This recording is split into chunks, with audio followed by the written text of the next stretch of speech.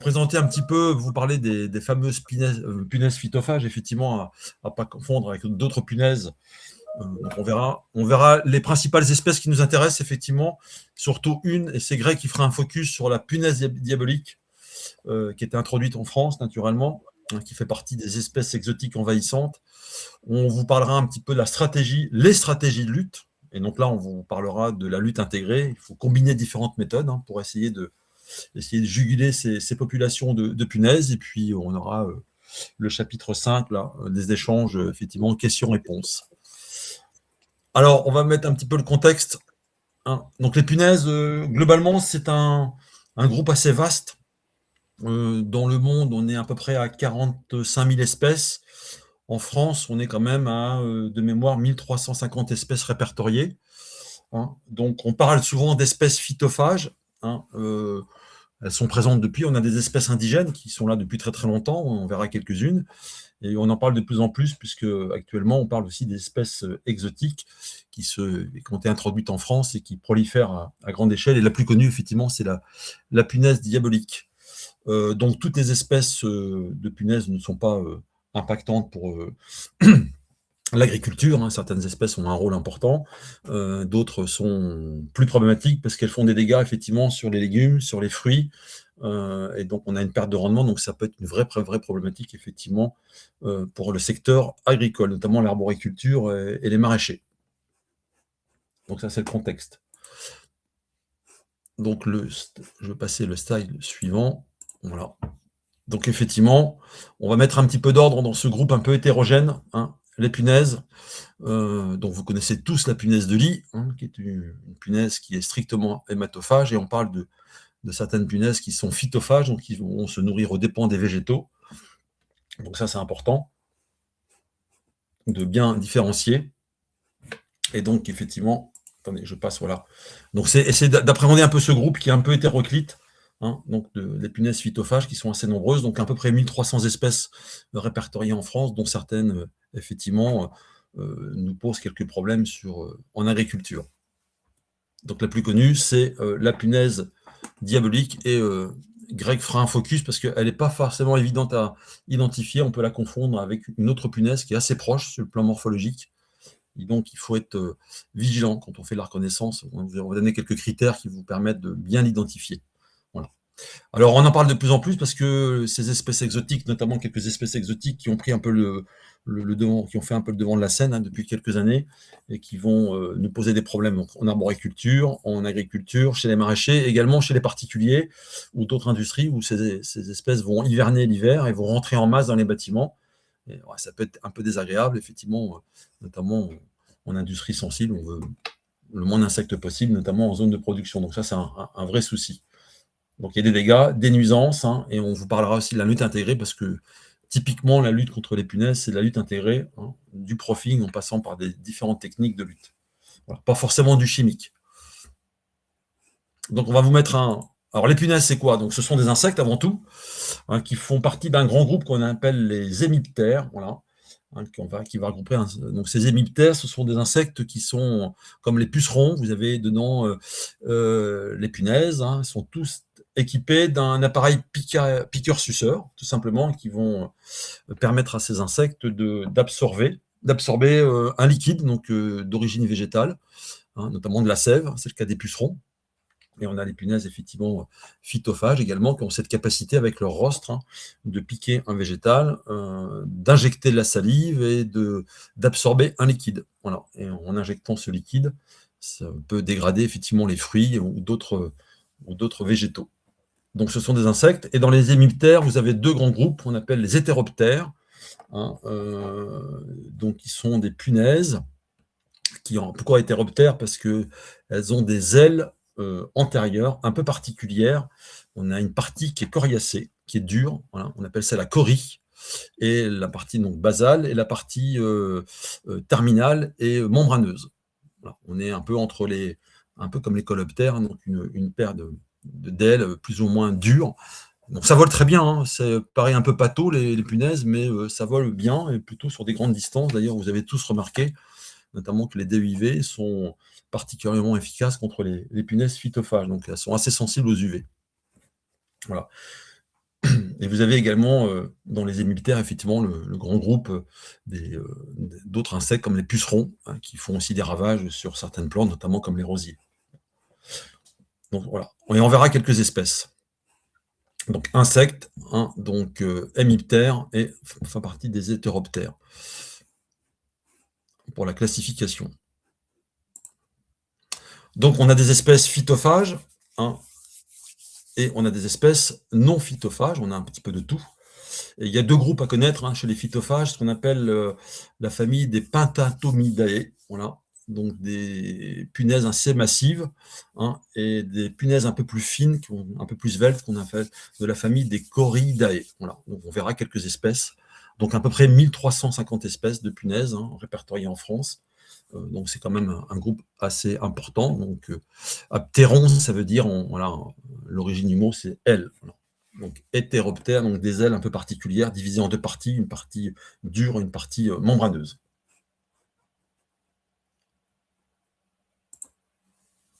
Donc on va faire un petit focus sur les principales espèces qu'on va rencontrer dans notre milieu, hein, dans notre secteur d'activité. Il n'est pas question de faire un inventaire exhaustif de toutes les espèces, mais on fera un focus, Greg nous fera un joli focus sur la punaise diabolique, qui est une vraie problématique sur différents niveaux.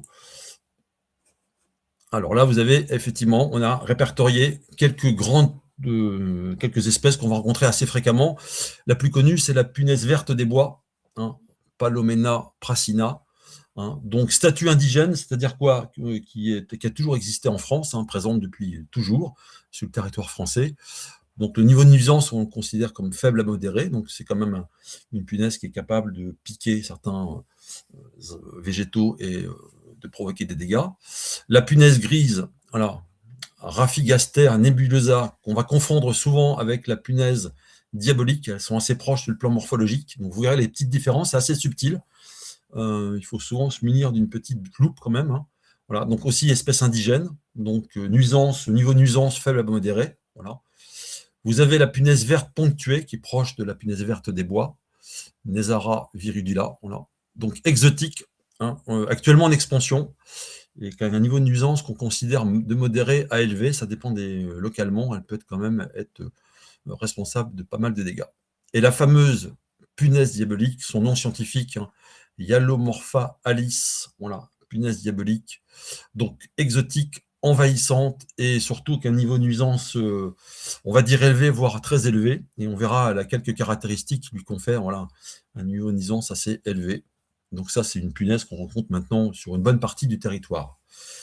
Donc les Pentatomidés, ce sont effectivement des punaises assez massives, hein, voilà. Et vous avez la famille des Coridae, voilà. Vous avez la punaise brune de l'oseille, voilà. Espèce indigène aussi, avec un niveau de nuisance de faible à modéré. Et la punaise du buis ou du noisetier, selon les usages, voilà. Aussi indigène et avec un niveau de nuisance modéré, avec son nom scientifique qui apparaît voilà, toujours en latin. Donc ces espèces sont bien présentes, bien implantées en France depuis quand même quelques années. Donc là, vous les avez en photo, voilà. Donc la punaise verte des bois qu'on a tous vue, hein, voilà, fréquente, qu'on va retrouver dans les DUIV assez fréquemment. Vous la retrouvez à l'arrière de la saison, début septembre, octobre, voire début novembre, hein, quand voilà, on a les premières gelées, ça va rentrer dans les bâtiments. Alors ces espèces ont tendance à rentrer dans les bâtiments pour hiverner, donc vont se loger dans des zones un peu improbables, les greniers, les combles, rentrer aussi dans les bardages, hein, dans les sites industriels. Voilà, les bardages ne sont pas étanches et elles vont hiverner et ressortir au printemps. Voilà. Vous avez la punaise verte donc ponctuée qui est un petit peu différente, hein, qui ressemble à la punaise verte. La punaise brune de l'oseille, donc vous voyez des punaises un peu plus fines, un peu plus sveltes. Et la punaise grise et la punaise diabolique, vous avez, sur le plan morphologique, on verrait avec Greg, c'est quand même assez proche, donc on peut la confondre, mais il y a quelques astuces qui permettent effectivement de les différencier. Donc ça, c'est ce qu'on rencontre. Il y a d'autres espèces, hein, qu'on peut rencontrer ponctuellement sur vos sites. Donc on parle bien d'espèces indigènes exotiques, hein. Donc les indigènes sont présents depuis très longtemps, hein, dans la faune locale. La régulation, elle se fait un peu naturellement, puisque ces espèces étant présentes en France, elles ont un certain nombre de prédateurs qui vont réguler les populations. Donc on a des oiseaux qui vont les consommer, Donc ça, c'est bien. Donc, quand on a la biodiversité sur un site, c'est plutôt bon, hein. On arrive à maintenir quand même une population acceptable pour le client, hein. Donc, il y a des espèces qui leur mettent la pression et les dégâts sont possibles. Donc ça, on arrive à gérer, il n'y a pas de souci. Ça, c'est des choses qu'on arrive. Et effectivement, les espèces exotiques, donc, qui ont été introduites en France, et on verra comment on fera un petit historique de la punaise diabolique, hors de leur aire naturelle. Donc souvent, on importe une espèce, mais sans importer les espèces qui vont la réguler, donc notamment les prédateurs. Donc c'est souvent le problème, hein, des espèces qu'on a introduites sur une zone où elle n'est pas présente naturellement. Et quand cette espèce a des facultés d'expansion, ça pose quelques problèmes. Donc on est en train de suivre un peu la diffusion, ça c'est surveillé, avec des risques d'invasion avérés et un impact aussi sur la biodiversité. Ça, c'est parfois le problème majeur, hein, des espèces exotiques, c'est qu'elles prennent le dessus par rapport à des espèces autochtones, et voilà. Et donc on a une réduction de la biodiversité. Donc on fait bien un distinguo entre les espèces indigènes, présentes depuis toujours, et les espèces exotiques. Voilà, donc là, les espèces indigènes qui vont être globalement prédatées par un grand nombre d'oiseaux, hein, qu'on appelle les oiseaux insectivores, donc la mésange par exemple, le moineau, voilà. Vous avez d'autres insectes qui sont capables, d'autres punaises qui sont prédatrices, qui vont prédater notamment les larves de ces punaises, hein. Ça, c'est des choses qui existent, hein. Et on a également un certain nombre de petites guêpes, hein, de différents groupes, qui sont capables de parasiter les œufs de nos punaises. Donc la larve de la guêpe va se développer à l'intérieur de l'œuf. Quand il y a l'émergence de l'adulte, de la petite guêpe adulte, hein, parasitoïde, l'œuf n'est pas viable, et donc on a globalement une réduction des populations de punaises. Ça, c'est des pistes d'ailleurs, Greg en parlera sur comment effectivement gérer au mieux. Donc là, on parle bien de programme IPM, hein. Vous allez voir, hein, Greg va vous présenter, il faut combiner différentes méthodes pour essayer de réguler au mieux l'impact de ces espèces qui nous posent problème. Voilà. La chimie, hein, vous avez un petit pulvérisateur qui est barré. Alors, ce n'est pas la solution, c'est des solutions qu'on a souvent employées dans notre métier. Moi, j'ai connu à une époque, il y a une trentaine d'années, où on avait, dans certains contrats, on pulvérisait les bardages. Les entreprises ont consommé 50, 100 litres d'insecticides pour tuer quelques punaises. Ce n'est pas forcément d'une grande utilité. Et surtout, vous impactez directement la faune non cible et vous déséquilibrez l'écosystème. Et en fait, on a un peu un effet contraire. Donc les punaises, elles nous posent quand même problème, hein, sur un certain nombre de cultures, hein, les maraîchers, les cultures fruitières aussi. Donc les piqûres vont provoquer des dégâts, des fruits abîmés, donc une perte de productivité aussi, une perte de qualité, donc avec des coûts associés. Donc effectivement, ça pose quelques problèmes dans certains secteurs d'activité. Voilà pour donc IPM, hein, ça veut dire Integrated Pest Management. Voilà, hein, en anglais, donc je traduis, la lutte intégrée, hein, je répète, c'est je fais un diagnostic, j'étudie les différentes solutions qui sont compatibles, je vais les associer pour essayer de réguler au mieux, hein, pas d'éradiquer, de réguler une espèce, voilà, en dessous d'un seuil à partir duquel on a quand même des dégâts importants ou des coûts économiques associés vraiment importants. Donc les punaises exotiques, elles nous posent un vrai problème. Il y a deux problèmes. Un problème lié effectivement aux dégâts sur les cultures, notamment les fruits et les légumes, et un vrai problème dans certains secteurs, hein, localement, des intrusions vraiment massives, et très importantes à l'arrière-saison, hein. En général, c'est début de l'automne, à l'intérieur des bâtiments. Donc ça peut être des bâtiments industriels, mais également chez les particuliers. Donc on a des intrusions en masse. Moi, j'ai vu des sites où les DUV étaient pleins, les plaques de glu, on les changeait 2 heures après, elles étaient totalement pleines de punaises, hein. Donc les punaises vont s'introduire dans les bâtiments, vis-à-vis de mon bâtiment quand ils ne sont pas étanches. C'est le cas des bardages, des toitures qui ne sont pas forcément étanches. Donc elles rentrent pour hiverner, elles vont rester quelques semaines, quelques mois, sans s'alimenter, hein, et elles vont ressortir au printemps pour voilà, repartir et refaire un cycle. Donc ça, c'est des choses je ne sais pas si vous avez déjà vu pour certains des intrusions massives de punaises, notamment la punaise diabolique, ça peut être des milliers, voire des dizaines de milliers d'individus en quelques jours, hein. Ça peut être extrêmement spectaculaire. Écoute, je vais passer la parole à Greg, qui va faire un petit focus sur l'espèce vraiment qui nous pose le plus de problèmes, c'est la fameuse punaise diabolique. Ouais, merci, merci Olivier. Donc, ouais, la fameuse punaise diabolique qui pose tant de problèmes, hein, Haliomorpha alice. Donc, comme vous disiez Olivier, on peut souvent la confondre avec la punaise grise. Donc, il y a certains critères qui sont assez spécifiques de l'une à l'autre pour pouvoir les différencier. Alors, il faut déjà se dire que toutes les deux, ce sont des punaises qui sont assez grosses, 12 à 17 mm. Hein. Et la première chose que l'on regarde, alors c'est vrai qu'il faut souvent une petite loupe, ça va être les antennes. Les antennes chez Haliomorpha alice, la punaise diabolique, hein, donc qui est l'espèce la plus problématique des deux, l'espèce exotique, on va avoir deux grosses bandes blanches fusionnées vers l'extrémité. Alors que sur Rhaphigaster nebulosa, la punaise grise, on aura trois marques blanches bien distinctes. Ensuite, au niveau de l'abdomen, toutes les deux sont tachetées, si on peut dire, hein, sur les bordures, hein, au niveau du connexivum. Il y a une petite particularité, c'est que chez la punaise diabolique, ça va être des taches plutôt en forme de triangle, alors que chez Rhaphigaster nebulosa, on sera plutôt sur des formes en carré. Vous avez aussi une différence au niveau de la membrane des ailes. Chez la grise, vous allez toujours avoir quelques petits points. Alors c'est vrai que sur cette image, on ne les voit pas très bien, alors que ça sera plutôt des petits stries sur la punaise diabolique. Et la dernière chose très intéressante, si vous arrivez à manipuler les punaises, vous les retournez et vous n'avez pas d'épine abdominale sur Haliomorpha alice, alors que sur Rhaphigaster nebulosa, vous avez la présence d'une épine abdominale qui se voit assez facilement. Comme dit Olivier, il faut bien se munir d'une petite loupe de poche. Hein. On arrive un petit peu à le voir à l'œil nu, mais il faut vraiment avoir l'habitude. Donc au départ, la petite loupe de poche, c'est très intéressant pour n'importe quel autre insecte, de toute manière. Donc à partir de là, on ne va pas parler de la lutte directement parce qu'on a reconnu notre punaise, mais déjà on va essayer de comprendre ses origines. Et c'est une espèce, la punaise diabolique, qui est originaire d'Asie. Elle était strictement présente en Asie. On l'a trouvée essentiellement en Chine, au Japon, en Corée, à Taïwan. Et c'était déjà un ravageur assez connu au niveau des cultures fruitières et maraîchères.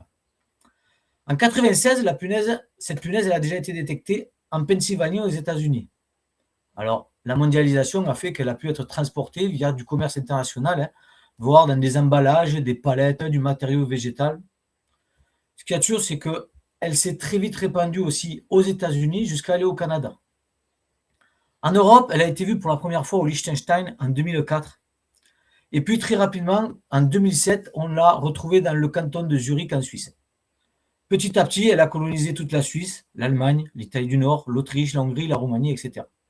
Là aussi, ça a été dû à un transport passif de cette punaise de lit, dû à sa capacité à se glisser dans des petits interstices, justement pour passer l'hiver sur sa diapose hivernale. Hein.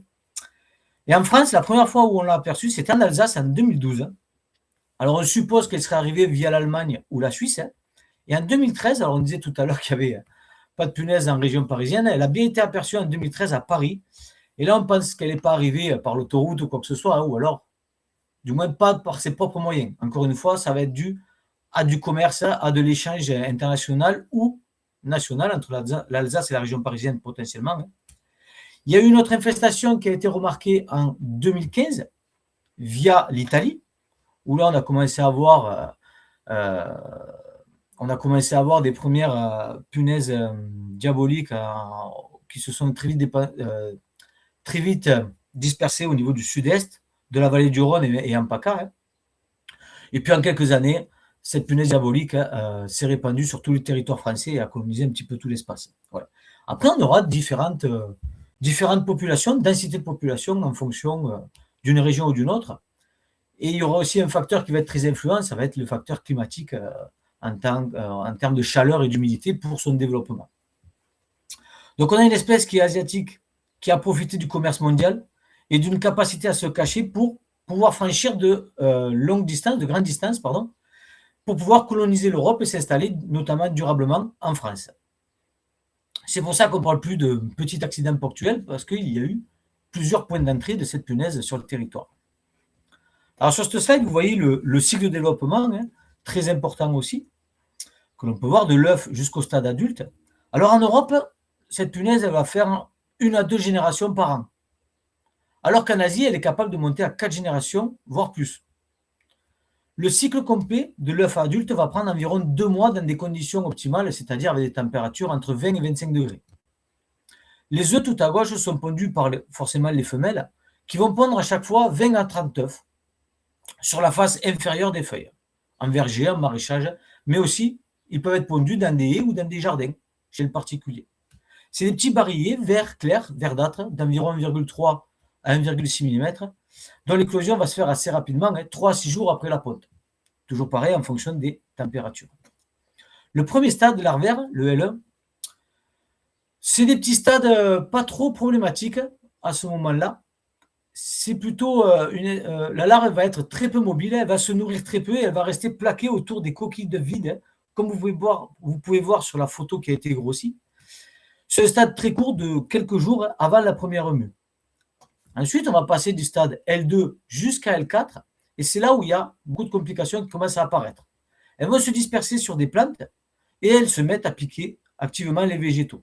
L1, L3 et L4 sont très mobiles et elles vont déjà faire des dégâts sur les cultures. Et comme la punaise diabolique, elle est très polyphage, les larves, elles peuvent se nourrir sur un grand nombre de plantes hôtes. Elles peuvent varier, même à ces stades-là, de passer d'une plante à une autre très facilement. Chaque stade larvaire dure de l'ordre d'une petite semaine, ce qui donne environ 3 semaines pour l'ensemble L2 à L4. Toujours pareil, dans des conditions favorables.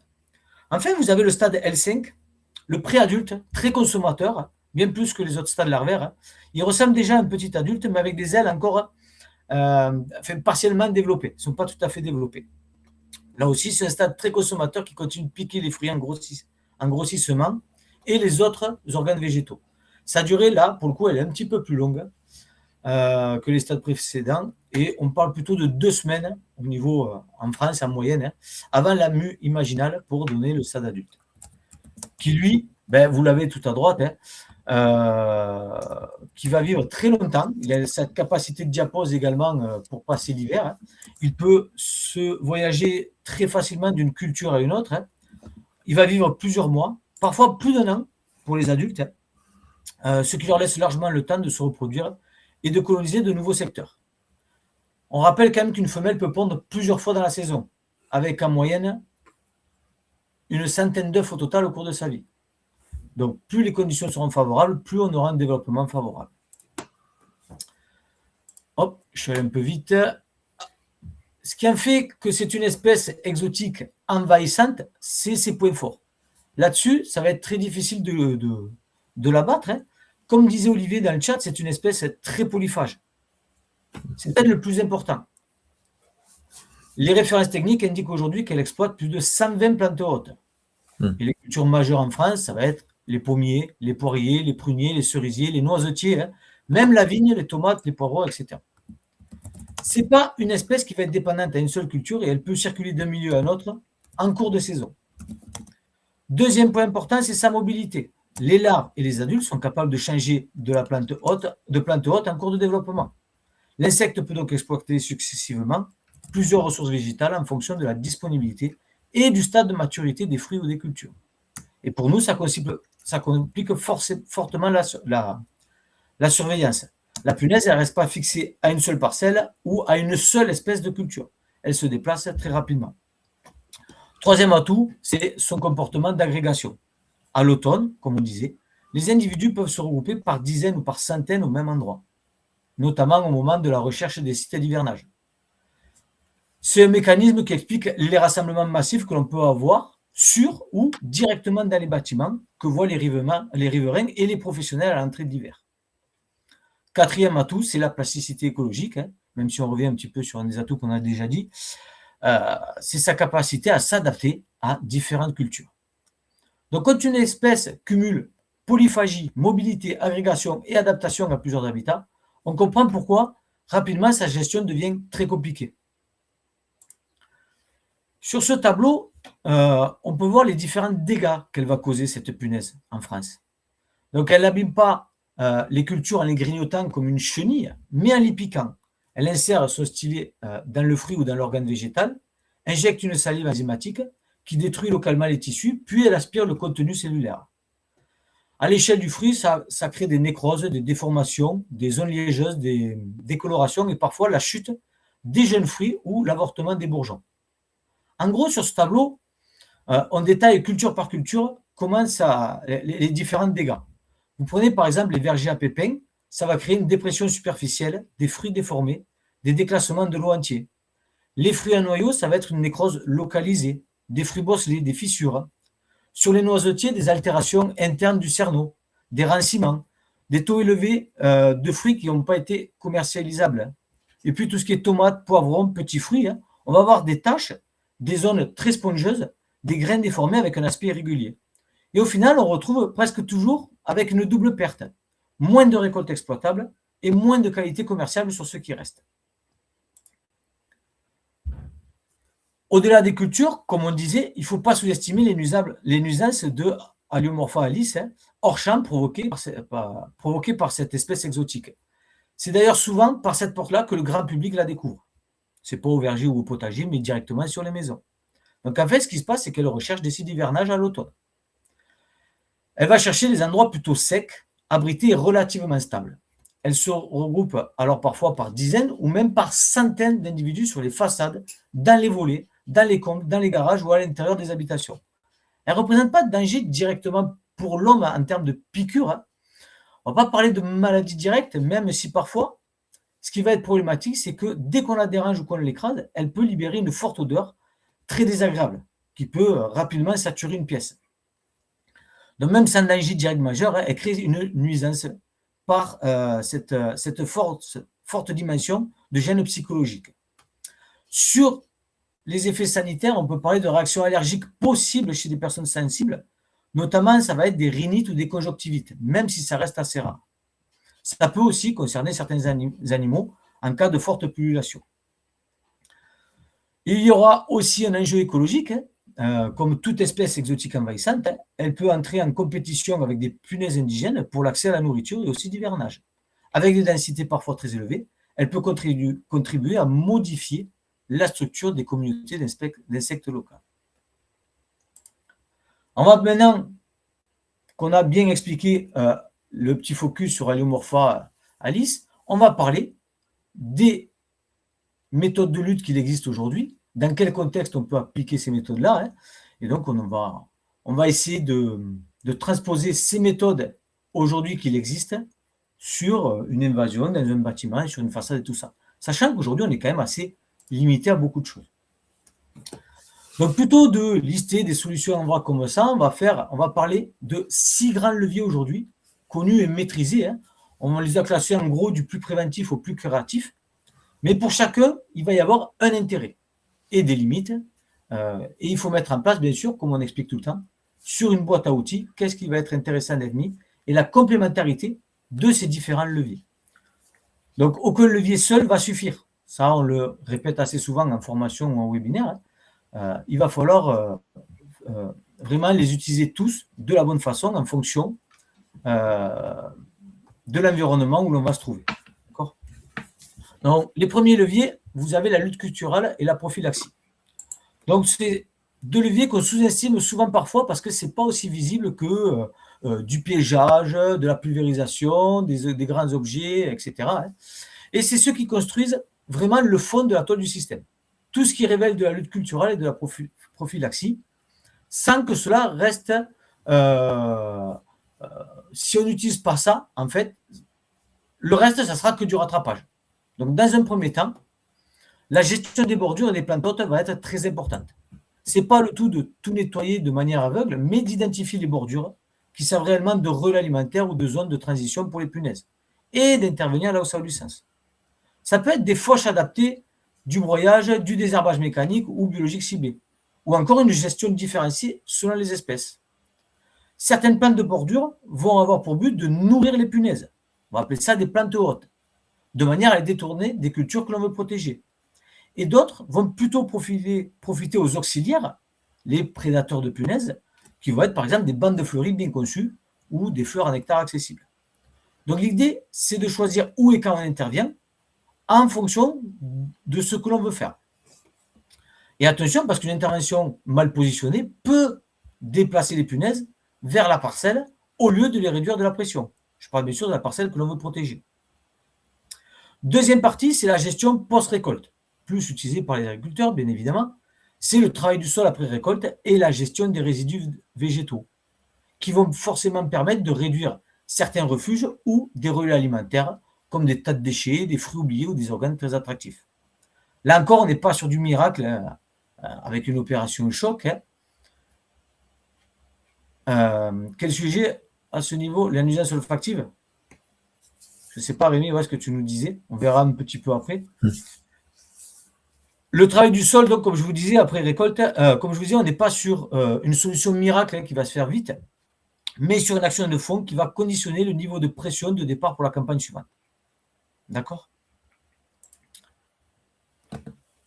Alors, les plantes hôtes, à approfondir là-dessus, pour agir à préventif, il existe plusieurs plantes hôtes que l'on va. Tout dépend l'organisme que tu veux réellement attirer. Souvent, on utilise par exemple du tournesol qu'on va presque considérer sauvage, qui va permettre que les punaises vont se nourrir sur les tournesols plutôt que venir sur une culture directement. Ça n'a pas un effet répulsif en fait. Ça va être un effet que plutôt que la punaise diabolique soit attirée par nos cultures, on va la mettre sur le tournesol, on va les laisser s'occuper du tournesol. Et on aura un endroit bien moins grand pour pouvoir agir directement sur les populations de punaises de diabolique qu'on aura observées. C'est un petit peu ça l'idée.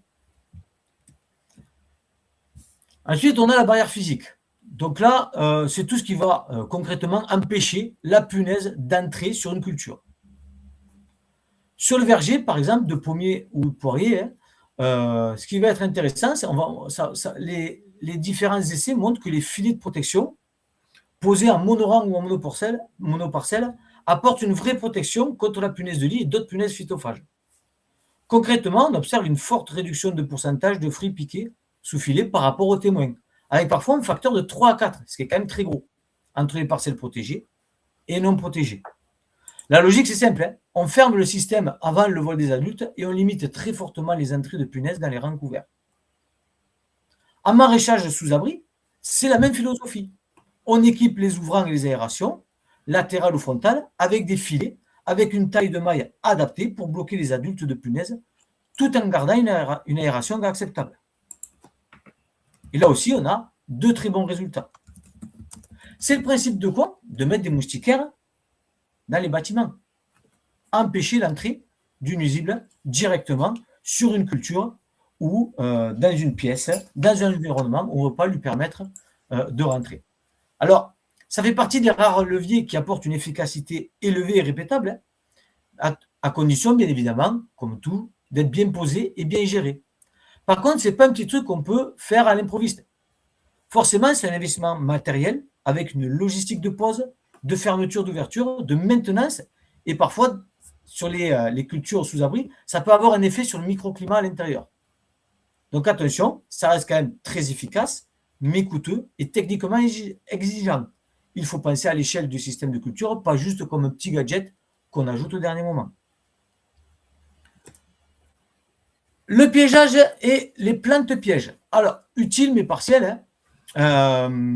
Ici, on a deux leviers qui reviennent souvent dans les discussions, le piégeage massif et les plantes ou bandes de pièges. C'est un petit peu ce que l'on expliquait sur la lutte culturelle que l'on pouvait faire autour des cultures. D'abord, sur le piège massif, on parle de pièges à phéromones ou attractifs spécifiques qui vont capturer beaucoup de punaises et servent très bien au suivi des populations. Attention, les retours terrain vont dire que c'est une technique qui soit assez claire, on va piéger, mais ce n'est pas une méthode de lutte concrètement. Ça va nous permettre d'analyser une présence, de quantifier une présence et de pouvoir fixer des seuils d'intervention de piégeage. Ça reste comme ça. Ça ne remplace pas une stratégie de protection intégrée sur une parcelle entière. Et puis, les plantes ou les bandes de pièges, c'est le principe, comme on disait un petit peu tout à l'heure, d'implanter en bordure de parcelle des espèces très attractives pour les punaises. Alors, le tournesol, c'est un exemple que je vous ai donné. Il y a le soja, qui peut être intéressant aussi, les facilis, le sorgho-grain. Alors, on a de bons résultats sur certaines espèces, un petit peu moins sur d'autres. C'est assez contrasté sur la punaise diabolique là-dessus. Il y a des pistes et des essais, mais pas encore de validation très robuste et généralisable à toutes les situations. Le biocontrôle, on parlait tout à l'heure, Olivier, des petites guêpes parasitoïdes, c'est assez intéressant. On arrive vraiment sur la lutte biologique. C'est là où ça devient intéressant. Et d'ailleurs, dans le monde du phyto, c'est de plus en plus développé, le biocontrôle. Dans le monde du biocide également, il y a beaucoup de recherches là-dessus. Et on commence à disposer pour les punaises phytophages de leviers crédibles qui viennent bien sûr compléter les barrières physiques et les pratiques culturales, en particulier en arboriculture et en maraîchage sous abri. En arboriculture, le gros chantier, c'est le développement des parasitoïdophages de genre Trisolcus. Là-dessus, ces espèces, comme disait Olivier, parasitent les œufs de la punaise diabolique et avec des niveaux de parasitisme parfois très élevés dans des zones où elles sont bien installées. On a aujourd'hui des lâchers expérimentaux en verger, par exemple dans le Grand Est, et pour tester concrètement la capacité de Trisolcus japonicus à réduire l'inoculum d'Haliomorpha alice dans les vergers commerciaux. L'idée, c'est de transformer au départ, ce qui était au départ une régulation naturelle observée dans l'aire d'origine du ravageur, en un véritable outil de biocontrôle via l'acclimatation pour l'augmentation de ses auxiliaires. En maraîchage, on a des résultats prometteurs qui viennent de la combinaison entre protection physique et lutte biologique. Et dans les meilleurs scénarios de lâcher, on atteint des taux de parasitisme d'œufs supérieurs à 60 à 70%, avec une baisse nette de dégâts commerciaux sur récolte. Et là, on va souvent utiliser des nématodes entomopathogènes, qui ont été testés en traitement ciblé en complément, toujours pareil, des mesures prophylactiques et parfois d'un socle chimique réduit. Enfin, une action mécanique aussi, qui est le quotidien des producteurs. Ce sont les moyens physiques et mécaniques qu'ils utilisent déjà sur leurs parcelles. Donc, en culture sous abri, on aura plusieurs techniques qui reviennent régulièrement. La première, c'est directement l'aspiration ciblée des foyers. On passe avec un aspirateur sur les zones les plus colonisées, sur les structures, parfois même directement sur les plantes, pour enlever mécaniquement un maximum d'individus. On a aussi le frappage ou le secouage des plantes au-dessus de bâches ou de supports pour faire tomber les punaises puis les détruire.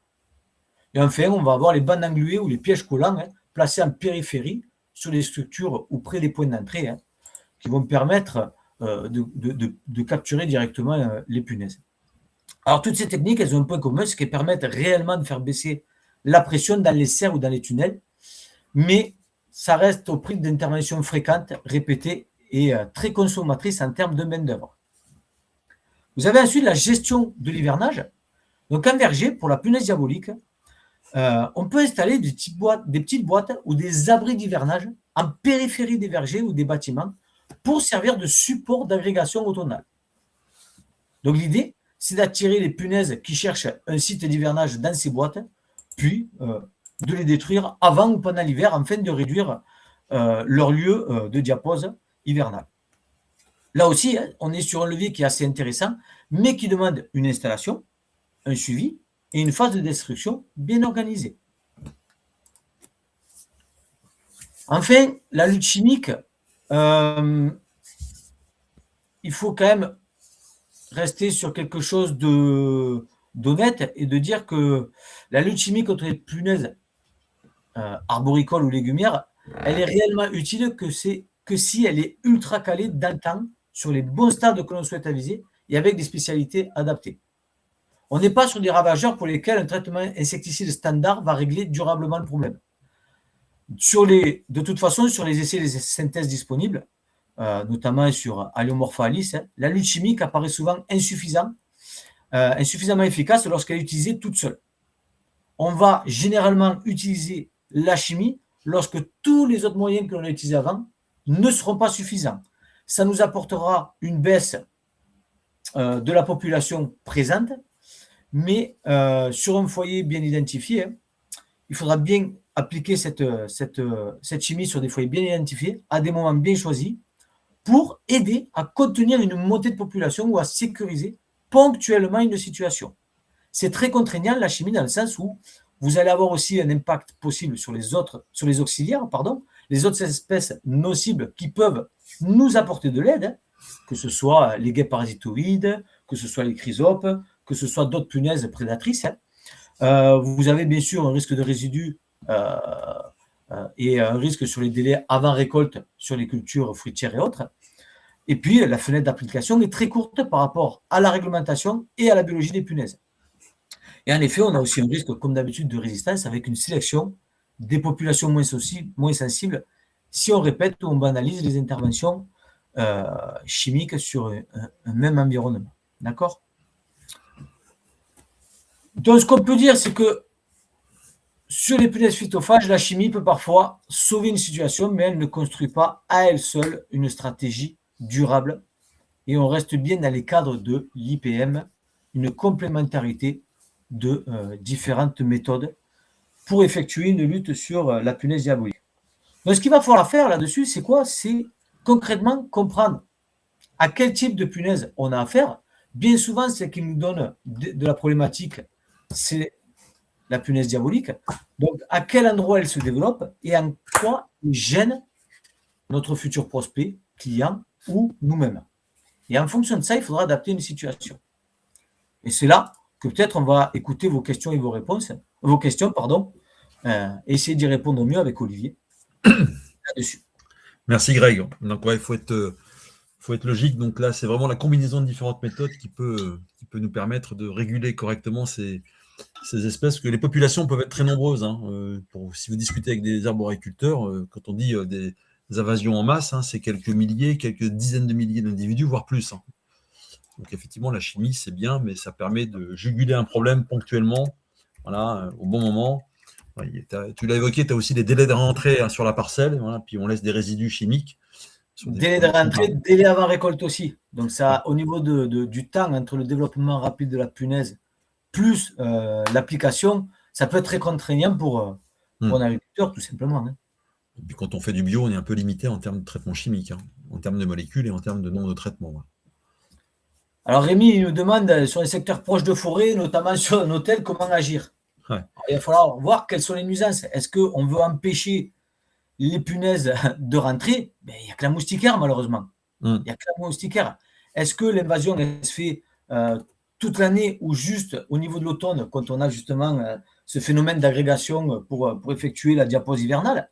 Dans ce cas-là, peut-être un peu de piégeage en bordure des forêts pour leur donner un foyer où aller passer la diapause et en plus, rajouter des moustiquaires.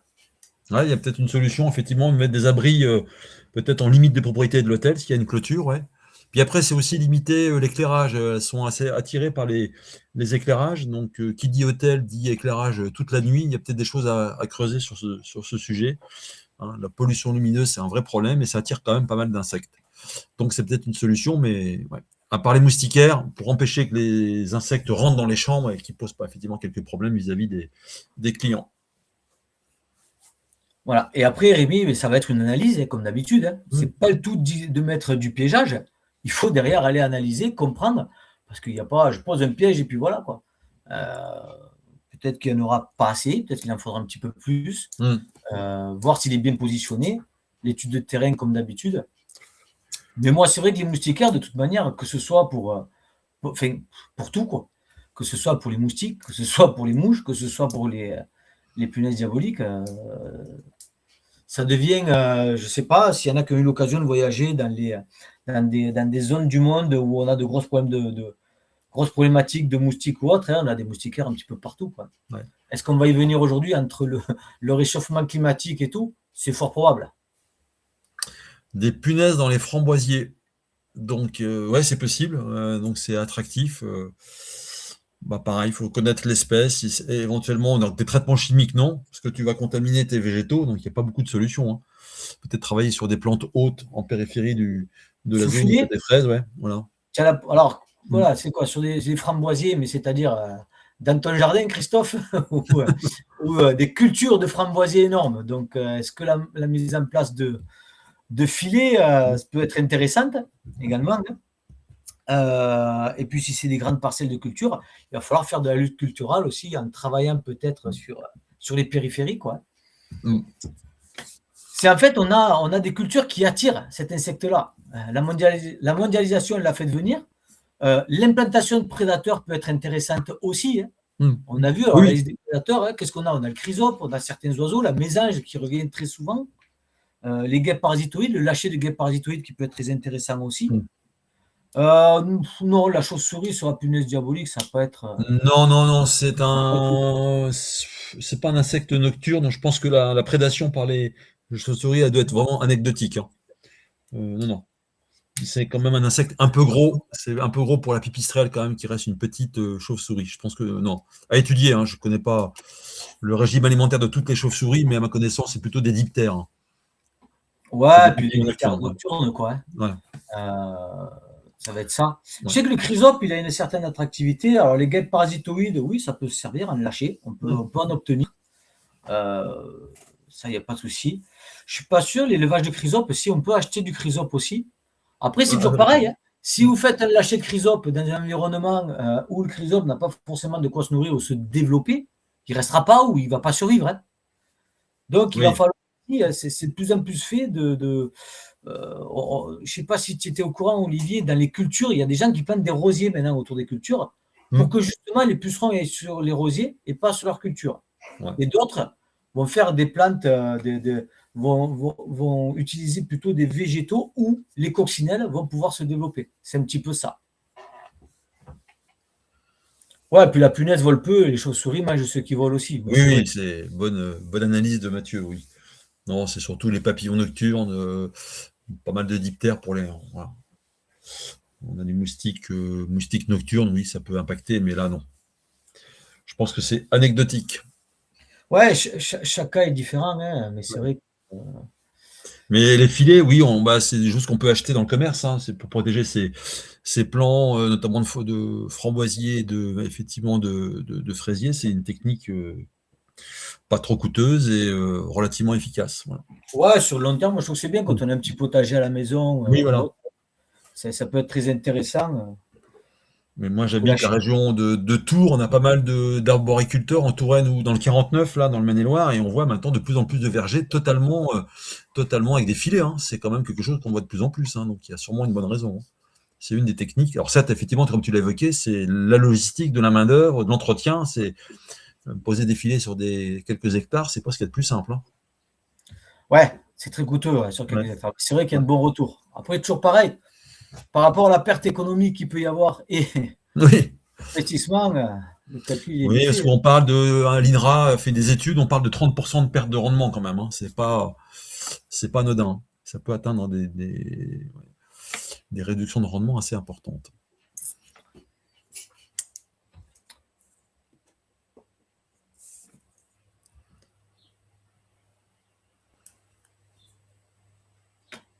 Ah, bonne question là. Alors, les punaises aspirées. Oui, qu'est-ce qu'on en fait? Ça, c'est une bonne question. Euh, Alors, on peut les congeler pour les tuer. Il y en a qui Ouais, peuvent utiliser de l'insecticide, mais qui ne sera pas réparti dans l'environnement. Mais derrière, il faudra retraiter l'insecticide, hein. ouais. Donc après, il y a une différentes manières de l'éliminer. C'est vrai que là, pour le coup, la souffrance animale sur l'insecte, elle n'est pas trop encore regardée. Pas encore. Euh, Oui, ça peut venir, mais oui, pour l'instant, ouais, on peut les congeler. On... Voyez, il y en a des choses. Traitement avec du froid, des bombes de froid, ça peut être une solution. Les noyer peut-être aussi, je pense que Ouais. j'ai pas essayé, mais voilà. Pas trop essayé non plus. Je pense que ça Ouais. met du temps à se noyer quand même. Mais c'est vrai que le froid peut être intéressant, hein. Ou à chaud. Si, Alors, au qu'est-ce qu'on four, fait? et puis, Alors, au four ouais, et puis en cacahuète, quoi, à l'apéro. Mais donc, ce que disait Grégory sur les boîtes d'agrégation, c'est leur faire un peu comme des gîtes, donc des petites boîtes avec des petits espaces, et elles vont se loger dedans et on va les capturer. Donc, c'est des techniques qui ont été testées en arboriculture avec un plus ou moins de succès. Alors, je ne sais pas si ça se vend d'ailleurs, ces petits gîtes d'agrégation, ces boîtes d'agrégation. Il faudrait vérifier sur Internet. Là, j'ai pas été voir. Possible. je vais regarder. Ouais, on va vérifier. C'est peut-être des choses qui sont maintenant vendues dans le commerce. Bon, il y en a, hein, mais. Ouais. Voilà, alors, après, alors, piège, ouais, je trouve. C'est très facile de trouver les pièges à phéromones, le diablex avec les phéromones. Alors, ouais, on a les phéromones d'agrégation et tout ça, hein, ça peut être ça aussi. Ouais, c'est ce que disait tout à l'heure Rémi, hein, avec les diablex. Il faudrait faire une petite étude sur le marché, un peu ce qu'il y a, hein. Parce que tu as deux phéromones dedans, hein. Tu peux avoir les phéromones, tu as les phéromones d'agrégation et sexuels sur les pièges de diablex. C'est le plus répandu, c'est vrai que ouais, j'avais regardé un petit peu, hein. Donc il va y avoir ça, il peut y en avoir d'autres. Après, il faut voir aussi, toujours pareil, avec différents distributeurs, hein. Même Medialux en a, je vois, hein. Oui. Je pense que d'autres en ont aussi, hein. Phéromones, ouais, c'est le Diablex qui vendent aussi, et Dialux, quand même un petit peu ce qui fait le plus.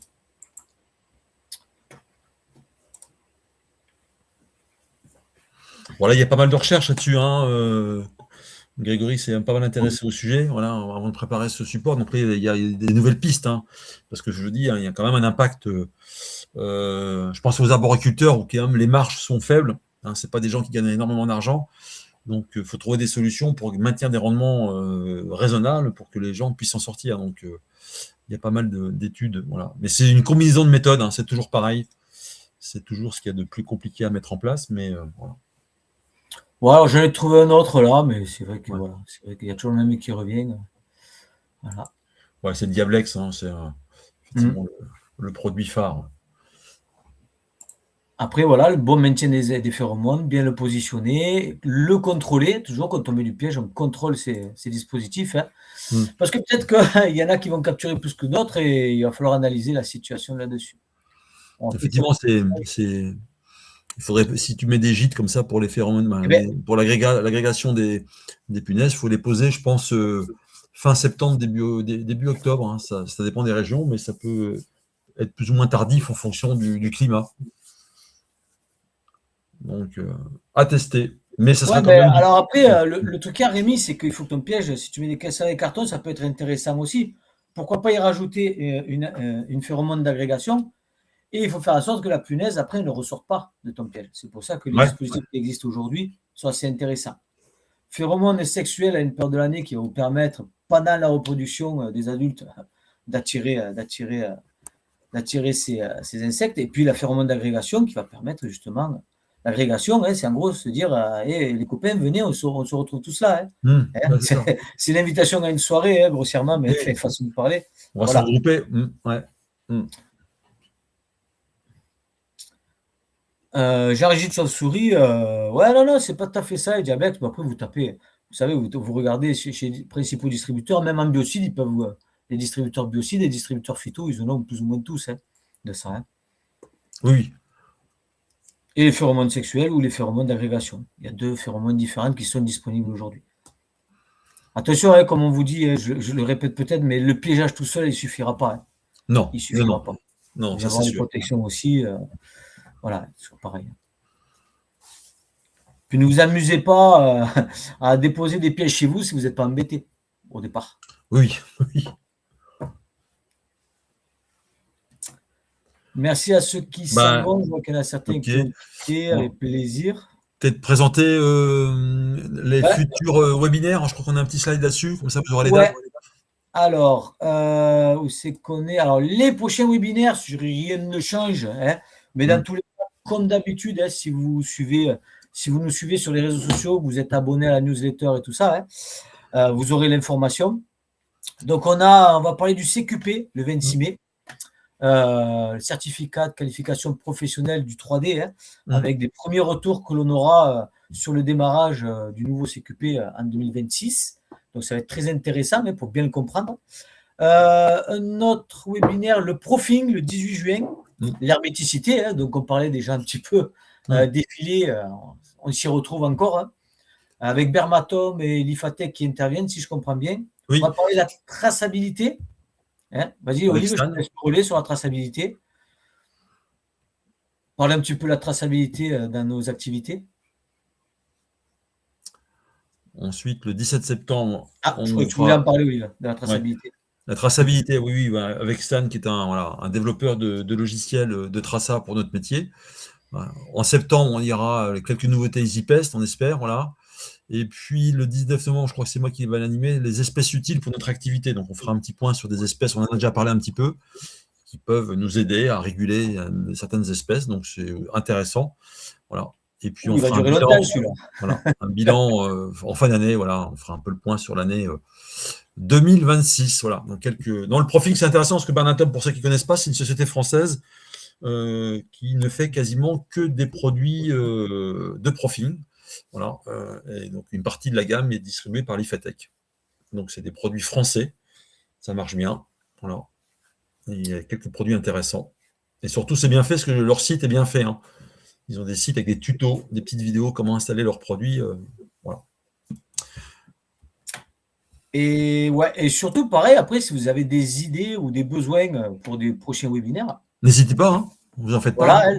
on vous a mis des QR codes, notamment pour vous abonner à la newsletter et tout ça, pour regarder les replays, mais vous pouvez aussi nous contacter directement, hein, que ce soit les formateurs que vous connaissez ou sur notre site EasyPest, hein, avec un petit message, et puis Ouais, on essaiera de. on créera un webinaire en fonction de vos besoins. C'est plus intéressant aussi là-dessus. C'est grâce à vous qu'on est là On est à et, l'écoute. et c'est avec vous qu'on partage ces moments-là avec plaisir, et que même nous, on apprend des choses en créant certains webinaires ou autres formations ou autres. Voilà, très important qu'on soit à votre écoute tout le temps. Voilà, je ne sais pas, Bon. Olivier, si tu veux rajouter quelque chose. Non, mais voilà, écoutez, on est très heureux de vous présenter ce petit, voilà, petit condensé sur les punaises qui est quand même un problème, mais bon. À vous de jouer, hein, toujours la même chose, diagnostic, on fait de la lutte intégrée et on combine les méthodes, hein, c'est ce qui marche le mieux. Et on va vous souhaiter une très très belle soirée. Profitez de cette fin de journée ensoleillée, je pense, un peu partout en France. Et puis, bah, on se reverra donc le mois prochain pour le prochain webinaire sur le CQP, au mois de mai. Allez, Allez, super. à Eh très bien, bientôt. merci tout le monde, bonne Merci. soirée et à bientôt. Merci.